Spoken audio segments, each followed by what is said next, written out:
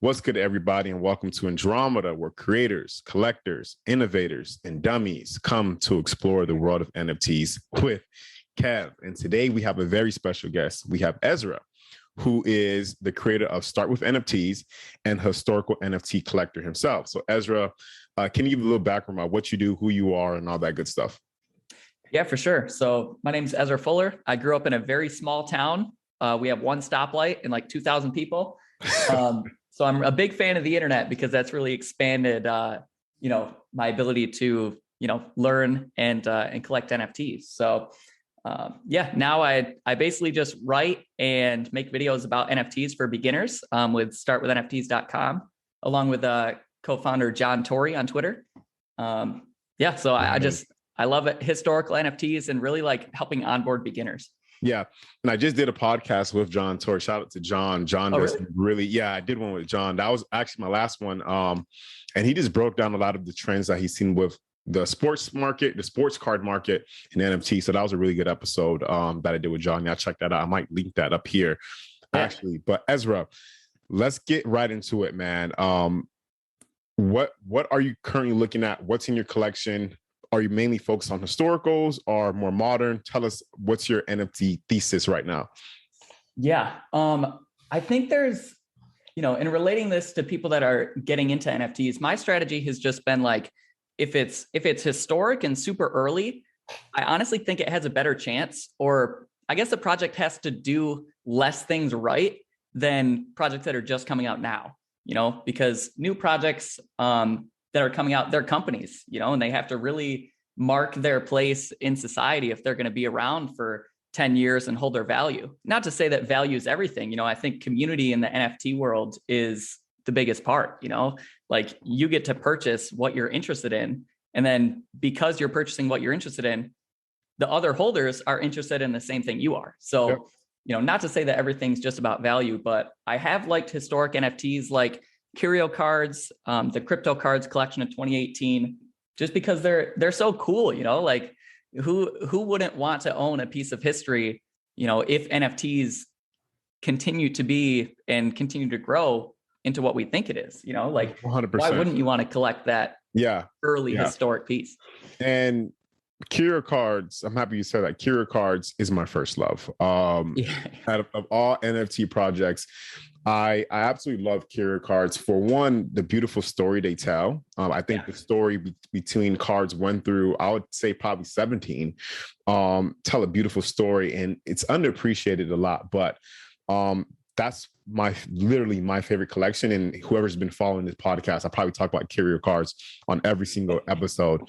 But I want to take a step back, and I want to talk a little bit about your last video, Arte, a 2018 project, I believe. And can you give a little bit of background about Arte? And then I want to talk about how you opened that video, talking about the 21st century and how we will be studied for the rest of humanity. Yeah.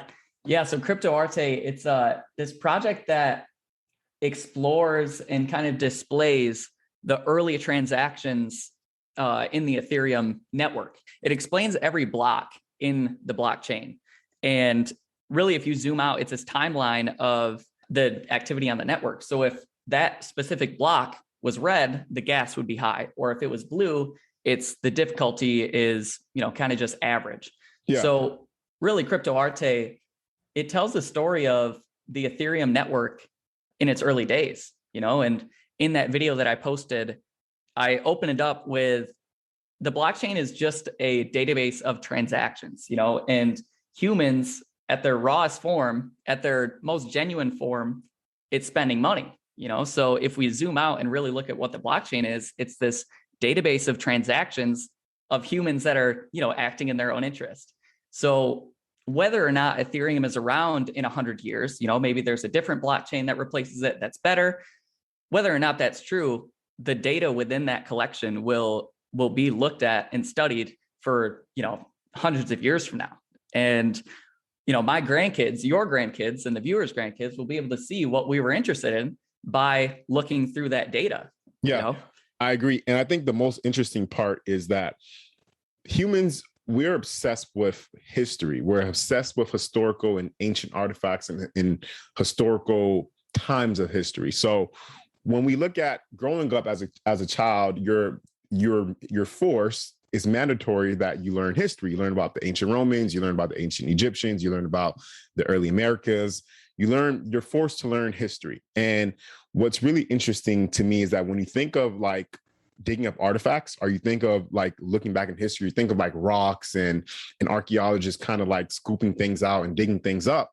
But I think what's so interesting, so cool, that in the future it's going to be looking through the blockchain, looking through transactions, looking through Twitter, in Discord, in Instagram, and looking how we communicated with each other through these little JPEGs and memes, and in the early 21st century, like how you said. And I think the early 21st century, in the era we're living in today, and who knows, this video might be one of the videos that they study 100 years from now.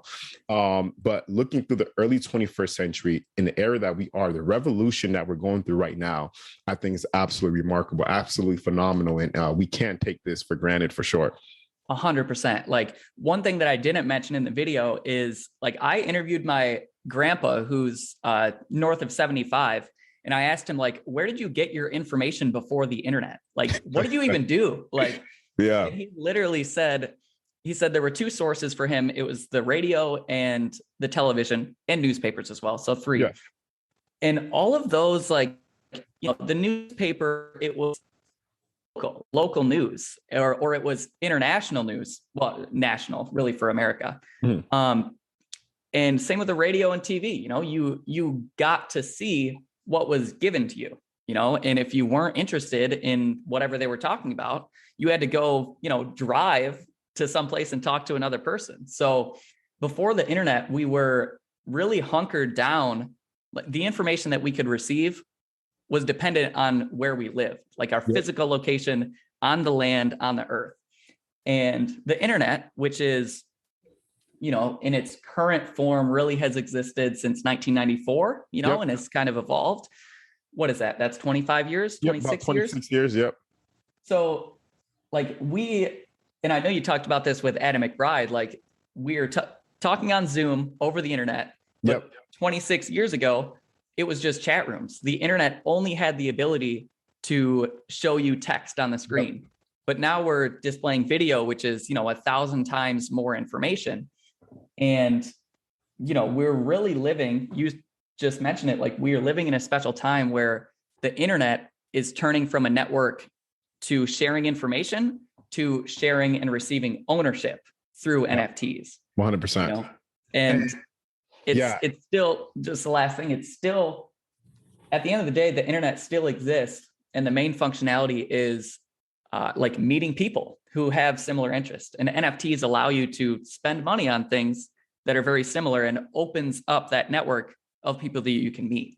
Communities. I think the biggest thing with NFTs is, like, it's communities where we're genuinely making friendships, building relationships, and having fun, because we're joining these little mini communities that we all find common interest in. I want to touch on something you said about the evolution of the internet. And I watched the Meta conference that from Mark Zuckerberg about the next step of humanity. And I actually have an Oculus headset myself from Facebook. And I go in there pretty often, probably a couple of times a week. And it's so interesting to me how NFTs are going to play exactly into that world of 3D augmented / virtual reality. Right now, we're literally meeting through this 2D screen. But I 100% believe in the next couple of years, or even months, when it's time to do a podcast, that creature sweater you have on will be a legit NFT in the virtual world, and we'll be seeing each other in these 3D models. And I think that's where reality is going, just based off of me going into Oculus a couple of times a week. And I say to myself, every time I enter there, there's no world where this is not mainstream in a couple of years, because it's like, when you go in there, you get lost in time, at least in my opinion. You could be anybody you want. You could do anything you want. And it's almost like, it's just a way more advanced version of what we're doing right now, in my opinion. Like, it's way more personable, besides just, this webcam and us communicating through this 2D screen. It makes human communication, like we've been saying, simpler, and you really feel that true value of ownership when your 3D avatar actually has down that creature sweater, instead of you have it on in real life. And would you say that, because I'm a huge fan of VR. I haven't been in it for a couple of years. I originally got into it in 2016 with the HTC Vive. And I used to work construction and spent like all of my money on the best, newest VR system. Yeah. And I showed it to my friends. And that was the coolest thing, was having people first get into VR, 100%. Would you say that the human connection, like how does it compare to the 2D screen? And how does that compare to real life? Like, are there similarities to that? Yeah. I think it's cooler, like in VR, if we were both in this VR world, we could like kind of dap each other up, and the controller would vibrate, and it's more of a natural human connection, I feel like, as compared to this 2D screen, because I can't touch you. Like, it's just different.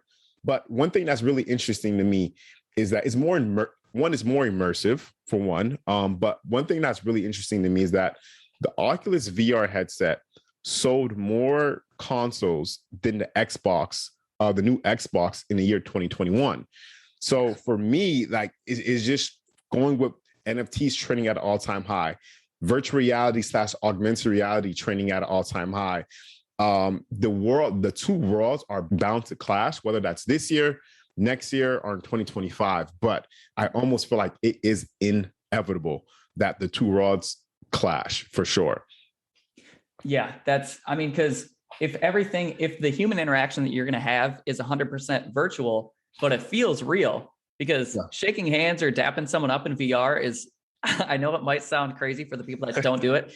It's amazing. It's like, this is crazy, because it feels like you're there, but you can create such a different environment. You can be in whatever environment you want.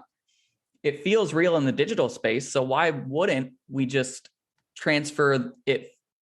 Why wouldn't we transfer like actual ownership in that world? Like, you want to kind of have, we already do it in Call of Duty or Fortnite, but we don't even own those skins that we buy. 100%. So 100%.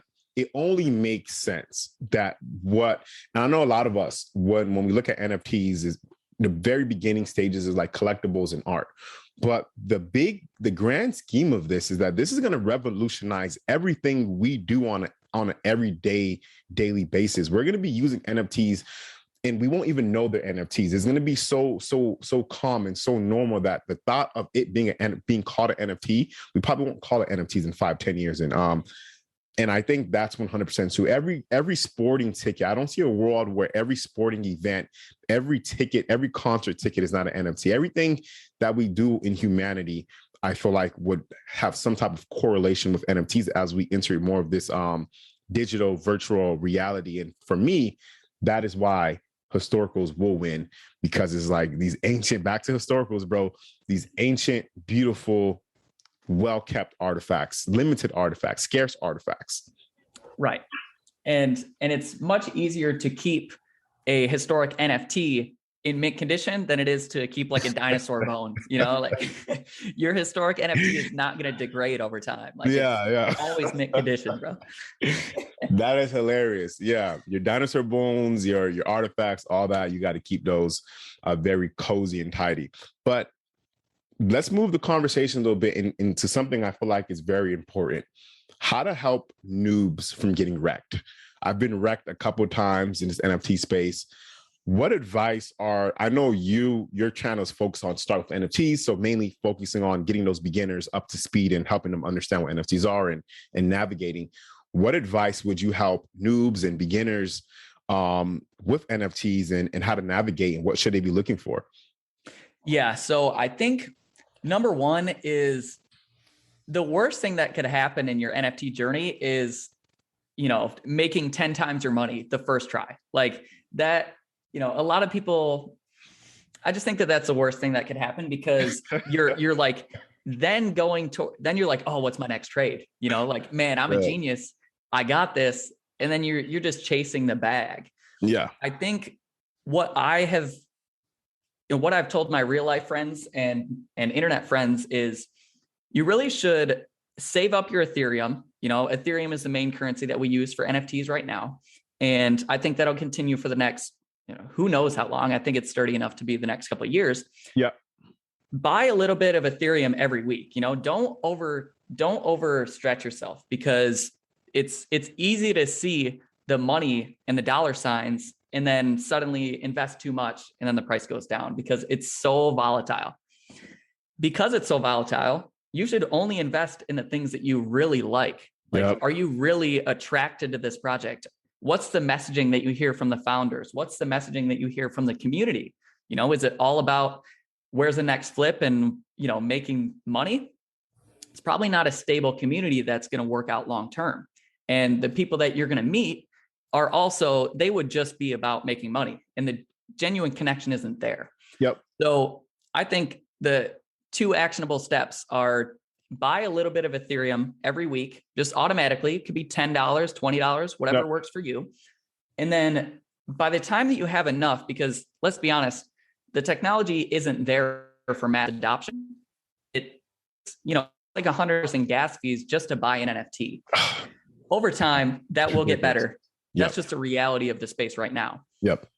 And so, you know, an NFT that you buy for $100, you have to pay another 100 in gas. So now you're looking at 200. Yep. I think by the time you save up, you know, $200, $300, $500 in Ethereum, your favorite creator online, let's say Mr. Beast or Mark Rober or whoever you follow, whoever your favorite creator is, they're probably going to come out with an NFT project in the next couple of years. And if you continually save up that Ethereum, you'll have enough to buy and be part of that community. Yep. I love that. It really has to be an NFT that speaks to you, because crypto and Bitcoin and Ethereum, they're already so volatile. And then we put on NFTs, which are more volatile. I mean, it's the only way to ride that roller coaster and not jump off the bandwagon. Like, not the bandwagon, but jump off the roller coaster ride. Like, so I love that. And the biggest thing I would say for people getting to the space, beginner and inexperienced, is FOMO. Don't fall for FOMO. 9 times out of 10, when you're feeling the FOMO of, damn, I need to jump into this project. I've been wrecked so many times by FOMO, buying the fucking top. I brought the top of almost everything, bro. At least in my early days. But I think it was necessary. I think it was necessary to have the learning experience that I have now. But 9 times out of 10, when a project is super hyped, everybody's tweeting about it. Everybody's talking about it. The floor is fucking running. Don't buy then, you know, wait a couple days, wait a couple weeks, and then buy on the dip, you know, and that's the most simple piece of advice all traders, all investors would say: buy low, sell high.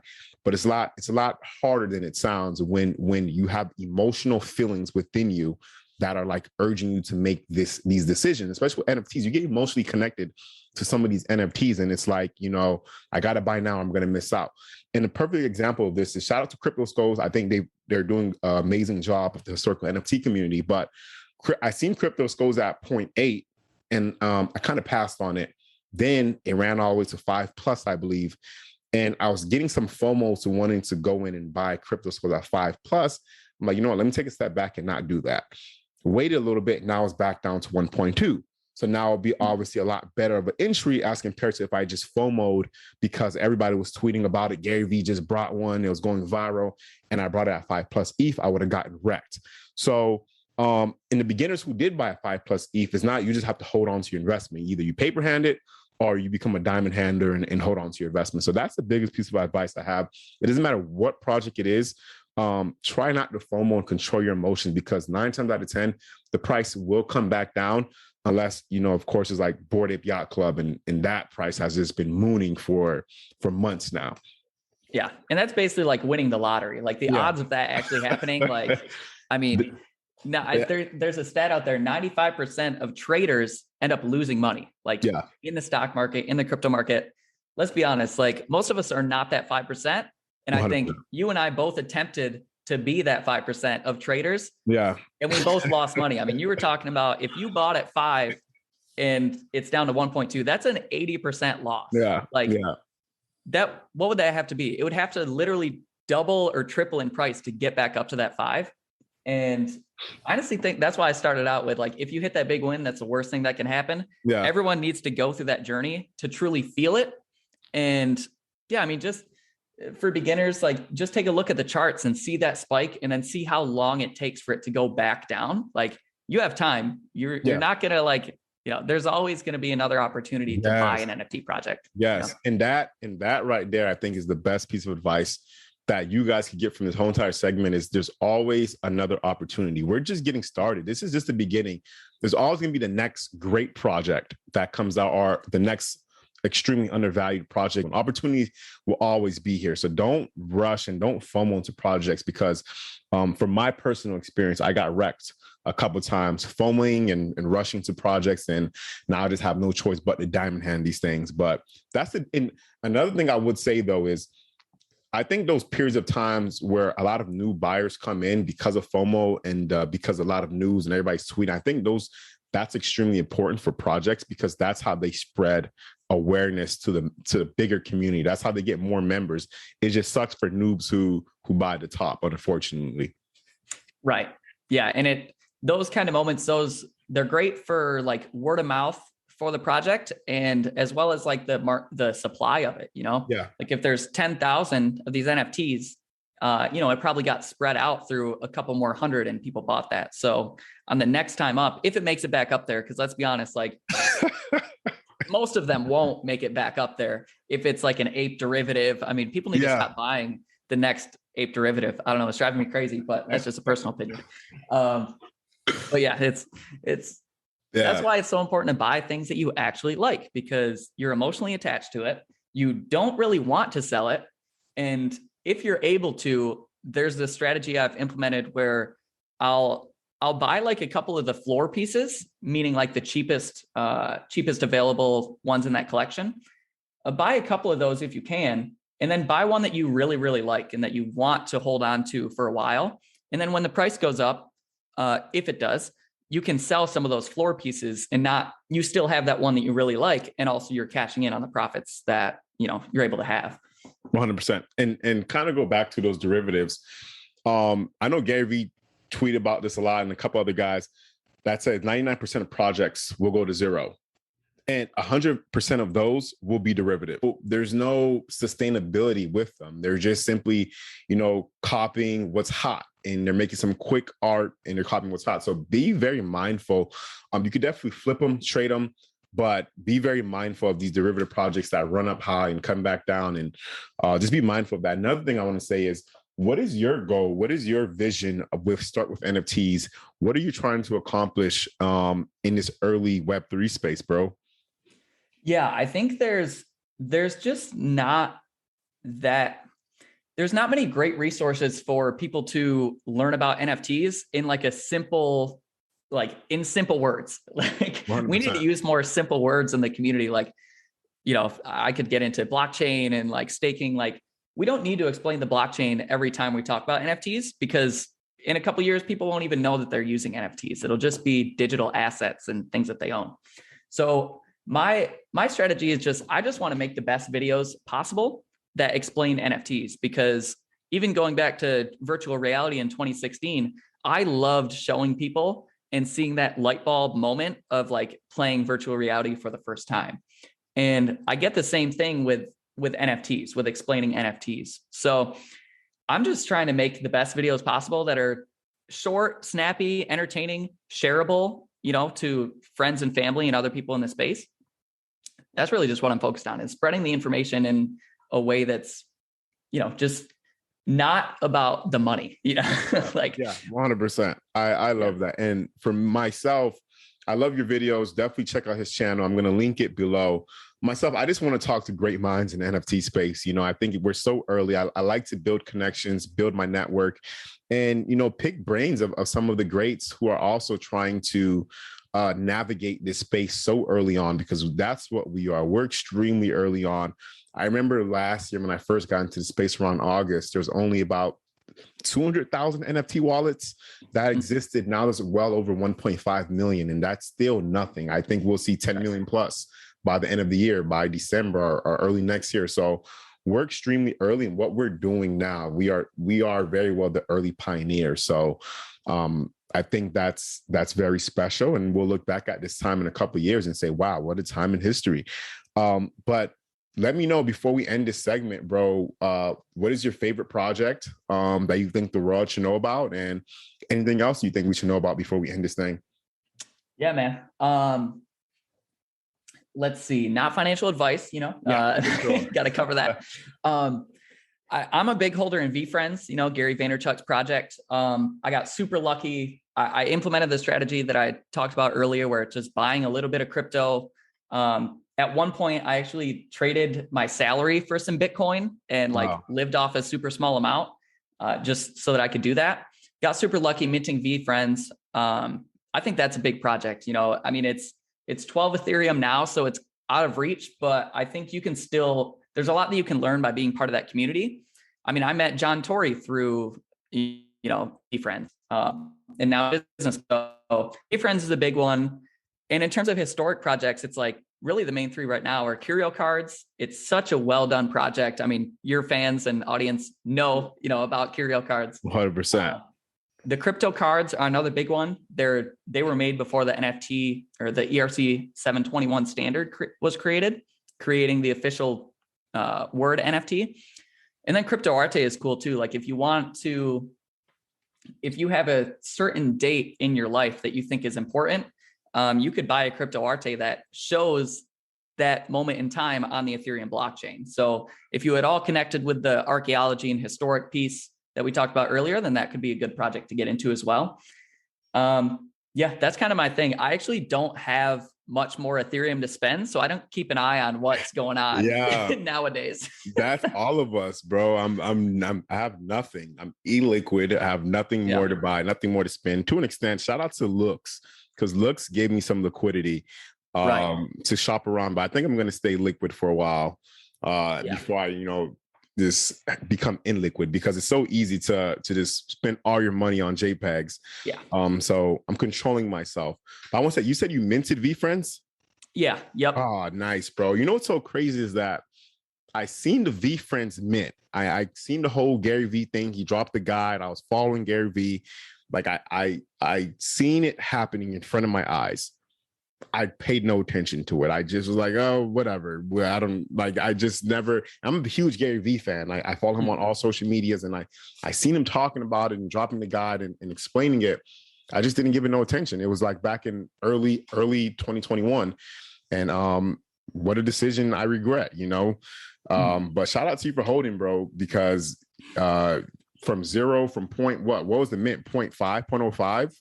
0.5. I bought some at 2.5. Yeah. 5 for a gift go, or 6.5 for a gift go. Yeah. So that's like, I ended up actually quitting my full-time job at a real estate company as videography. And VFriends is a huge reason why I can, you know, like, yeah. And I loved, like, that was such a hard decision. Like I loved the people that I worked with, you know, but I would just loved NFTs, you know, the daily activities of NFT a lot more. So that's where, if any listeners get a chance to watch the Start with NFTs videos, I pay very close attention to the retention, and I really just want to make it like impactful for the beginner all the way from the beginning to the end of the video. And I learned that through the job that I quit, you know? So definitely. Yeah. I do have one more actually, in terms of projects, book games from Gary V. That's a pretty reasonable floor. It's 0.2. It's on a layer 2 chain so that the fees are lower, and there's a burn mechanic. So if you wanted to buy the tokens, you can burn them for like physical sports cards getting mailed to your house or other NFTs. He's also launching a series 2 for the VFriends, like new characters, and you can only mint them if you have those book game tokens. So that's, I think check that out, because that's a promising NFT project. That's not a historic project, but it has a great founder who has a long history of business success. Yeah, definitely check out Book Games. I looked into it. Pretty cool stuff that he has going on there. But Ezra, this was absolutely phenomenal. Thank you again for coming on Andromeda, and Andromeda out.